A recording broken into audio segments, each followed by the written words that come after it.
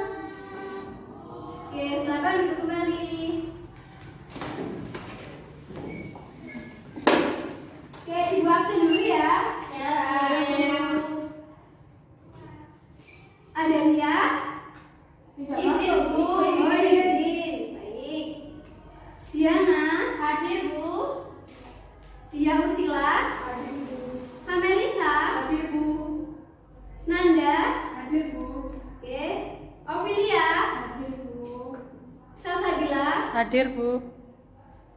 Setiawati. Hadir, Bu. Taufika. Hadir, Bu. Taifatur. Hadir, Bu. Oke, berarti yang tidak masuk ada Lia saja ya. Iya. Oke, baiklah anak.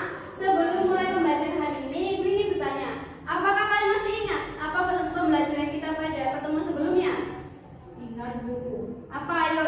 Materi tentang bidang-bidang ekonomi. Oke, materi tentang bidang-bidang ekonomi.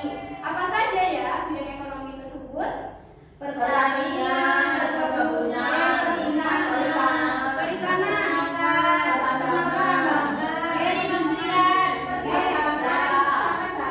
Oke, bagus. Contoh dari pertanian apa? petani padi. Oke, petani padi. Kalau yang perkebunan? Petani kopi. Oke, kopi. Kalau jagung itu termasuk pertanian atau perkebunan? Perkebunan. Perkebunan atau pertanian? Ayo. Pertanian. Oke, kalau pertambangan? Tambang emas, Bu. Oke, tambang emas. Batu bara, minyak. Oke, bagus. Kalau perikanan? Nelayan. Tambang. Nakoda, Bu. Oke, nakoda. Kalau misalkan yang kemarin yang di bidang jasa? Guru. Guru, Dokter. dokter apa? Ojol. Ojol apa? Ojol online. Ojek online. Oke, tukang pijat. Oke, bagus. Berarti kalian semua masih ingat ya sama materi sebelumnya. Nah, untuk hari ini kita akan mempelajari tentang keberagaman ekonomi, yang mana kalian akan mencari tahu faktor apa saja yang menyebabkan keberagaman ekonomi, kemudian sikap yang harus dikembangkan dalam keberagaman ekonomi, dan juga manfaat keberagaman ekonomi. Oke, selanjutnya Ibu minta kalian untuk menyimak video berikut ini. Baik, Bu.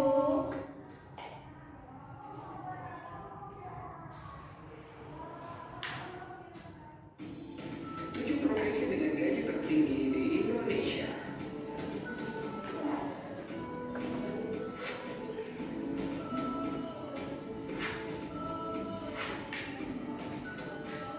Memilih suatu profesi untuk dijalani pastinya membutuhkan banyak pertimbangan. Salah satu yang menjadi acuan utama seseorang dalam menentukan profesi yang akan dijalani tentu saja adalah seberapa banyak gaji yang akan didapatkan. Tentu saja, setiap orang menginginkan profesi dengan gaji yang tidak sembarangan. Semakin tinggi ekspektasi gaji yang dihasilkan oleh satu profesi, semakin tinggi minat masyarakat untuk menekuni bidang tersebut. Meskipun dengan persaingan yang ketat, tapi perekonomian Indonesia terus maju, dan tentu saja semakin banyak tenaga profesional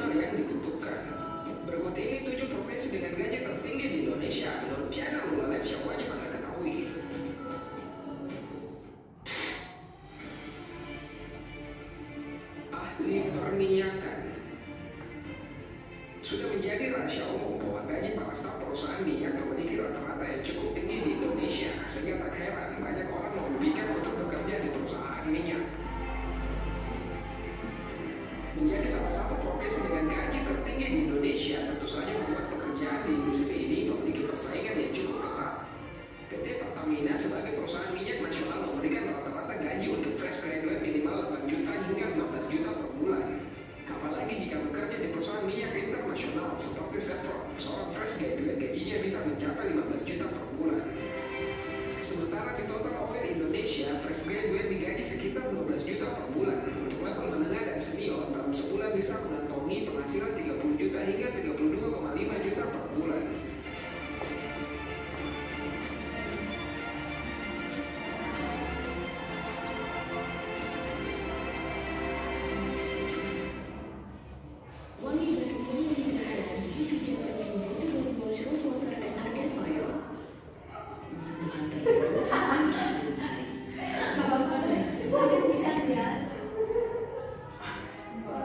Metalan.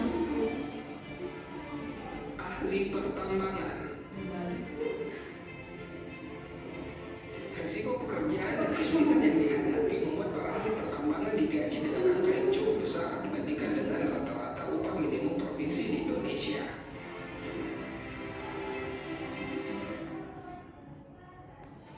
Selain itu, seseorang yang bekerja di pertambangan juga harus menerima resiko bekerja jauh dari rumah.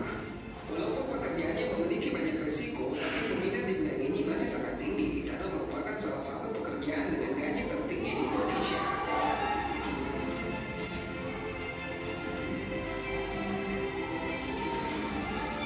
Gaji di industri pertambangan berkisar 10 hingga 15 juta rupiah untuk fresh graduate, dan untuk level yang lebih senior gajinya ada pada kisaran 20 hingga 40 juta rupiah.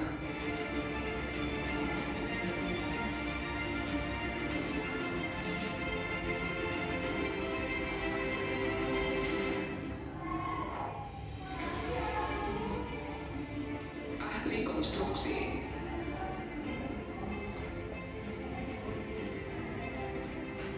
Teknik sipil hingga saat ini masih menjadi salah satu jurusan yang paling diincar. Bagaimana tidak, pekerjaan yang berkaitan dengan konstruksi sepertinya memang tidak akan ada habisnya. Tidak heran jika ahli konstruksi juga masuk dalam deretan profesi dengan gaji tertinggi di Indonesia. Proyek pembangunan akan selalu kamu temukan dimanapun, terutama saat ini Indonesia sedang gencar-gencarnya membangun infrastruktur. Gaji yang ditawarkan untuk ahli konstruksi dengan pengalaman di bawah 5 tahun berkisar 7 juta hingga 15 juta rupiah, salah satu penawaran gaji tertinggi di Indonesia untuk ukuran fresh graduate. Untuk yang sudah lebih berpengalaman tentu saja akan jauh lebih besar. Pekerjaan yang satu ini juga sangat cocok untuk kamu yang lebih menyukai kerja di lapangan daripada hanya duduk di kantor saja. Pekerjaan ini juga memungkinkan kamu untuk bepergian ke banyak tempat.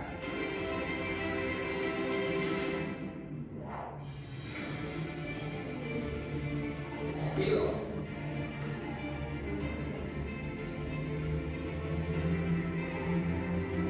Sudah bukan rahasia lagi bahwa pilot merupakan salah satu profesi dengan gaji tertinggi di Indonesia.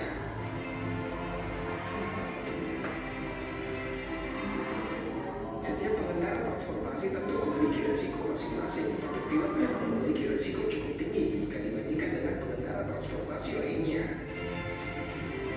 Seleksi untuk masuk sekolah penerbangan pun juga sangatlah ketat.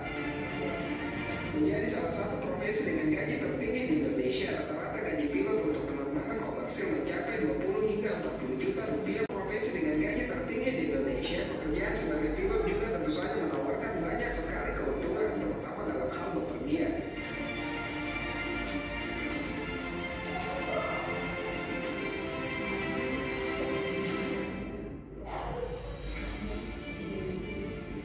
Dokter.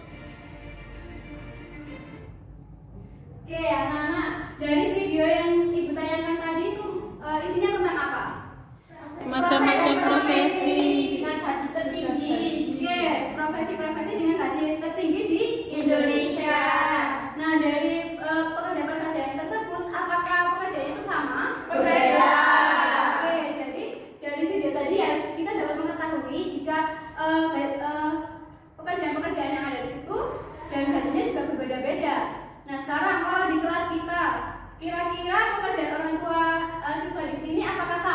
Beda.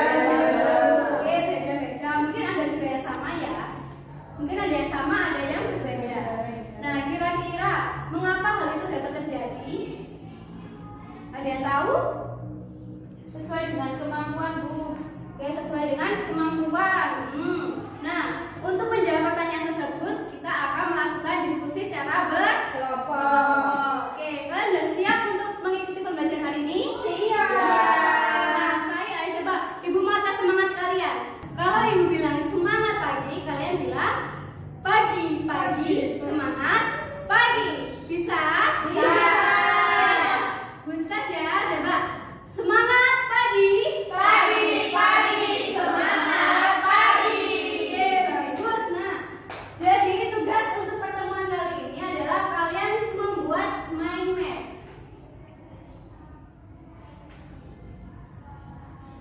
Baik, Bu.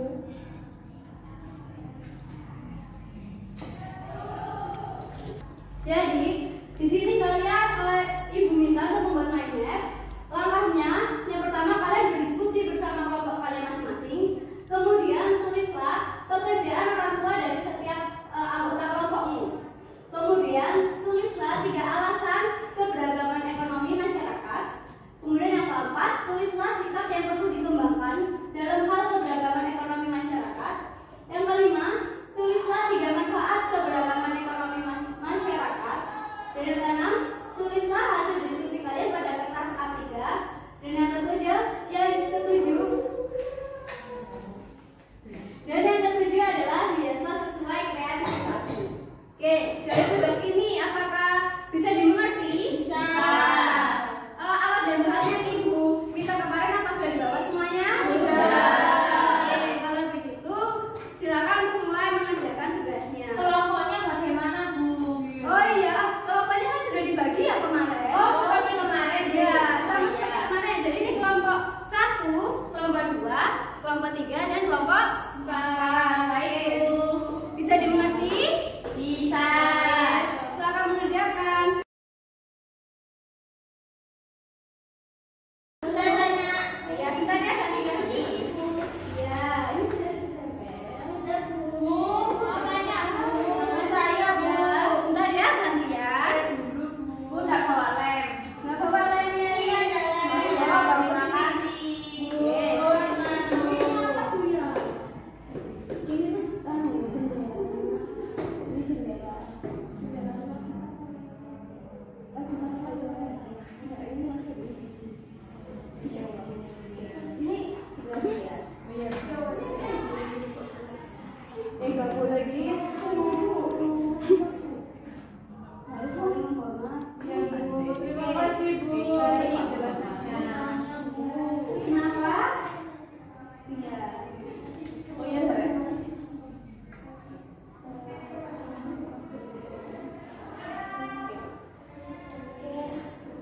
Sudah selesai semuanya?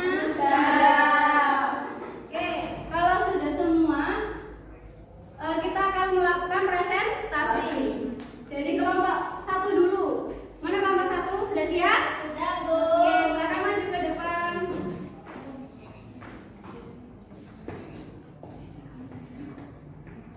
Baik, kami dari kelompok 1 akan mempresentasikan hasil kerja kelompok kami.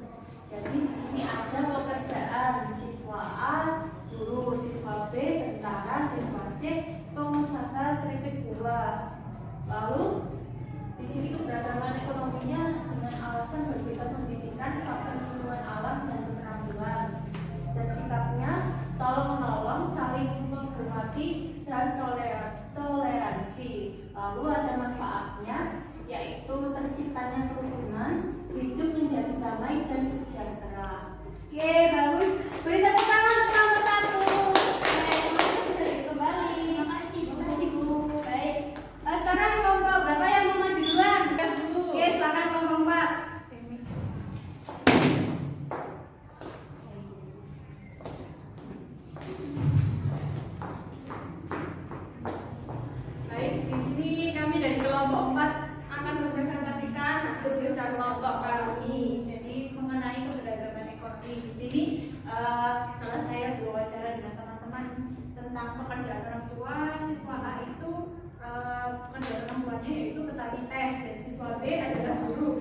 siswa C pedagang. Nah, alasan keberagamannya yaitu yang pertama terletak pada letak geografisnya, lalu yang kedua pendidikan, yang ketiga sumber daya alam yang berbeda.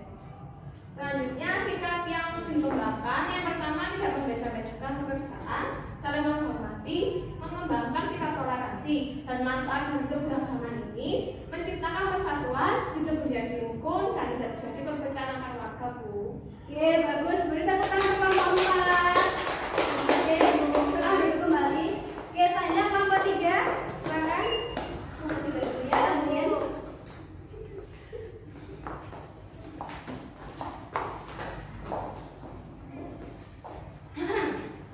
Jadi kami dari kelompok 3 akan mempresentasikan hasil diskusi kelompok kami. Jadi di sini ada keberagaman ekonomi bisa dibaca, semuanya bisa ya? Bisa. Pekerjaannya dari yang pertama wawancara itu ada siswa A itu orang tuanya jadi guru, ada juga siswa B yang jadi tentara, kemudian siswa C ini orang tuanya jadi pengusaha keripik. Terus alasannya kenapa kok mereka jadi itu? Alasannya berbeda pendidikan. Kenapa kok berbeda? Karena berbeda pendidikannya. Terus faktor lingkungan alamnya, soalnya rumahnya itu beda-beda, Bu. Terus keterampilannya berbeda.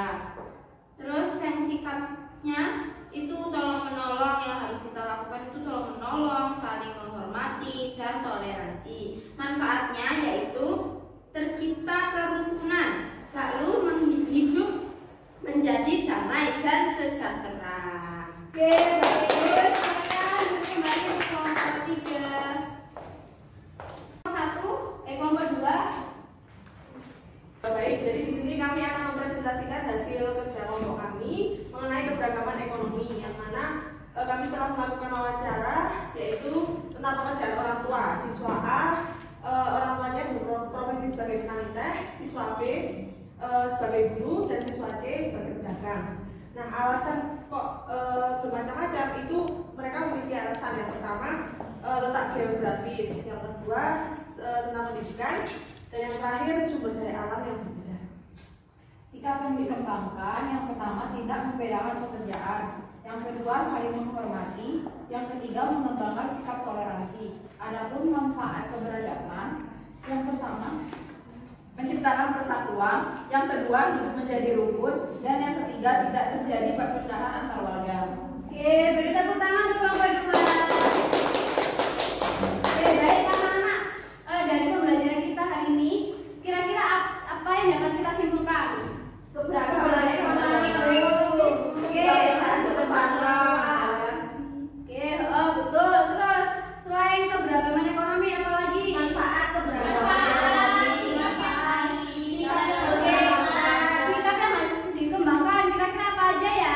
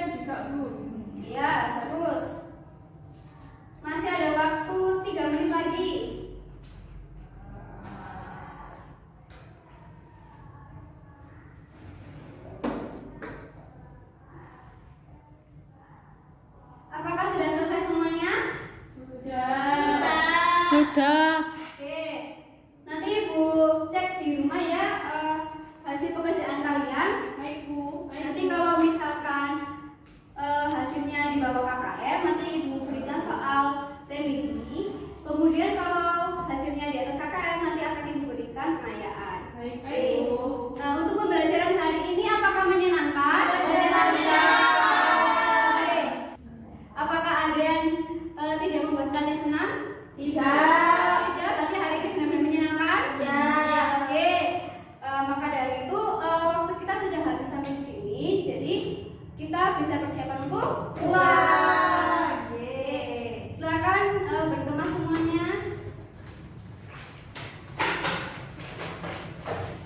Oke, sebelum kita mengakhiri pembelajaran hari ini, marilah kita berdoa terlebih Dahulu. Silakan Mbak Iva untuk memimpin berdoa. Berdiri di depan, siap duduk. Berdoa. Mulai. Berdoa selesai. Oke, baik. Terima kasih Mbak Iva. Oke, Ibu pesan kepada kalian semua untuk mempelajari lagi materi yang telah kita pelajari hari ini. Dan jangan lupa untuk terus belajar dan tetap semangat. Sekian dari Ibu. Wassalamualaikum warahmatullahi wabarakatuh. Waalaikumsalam.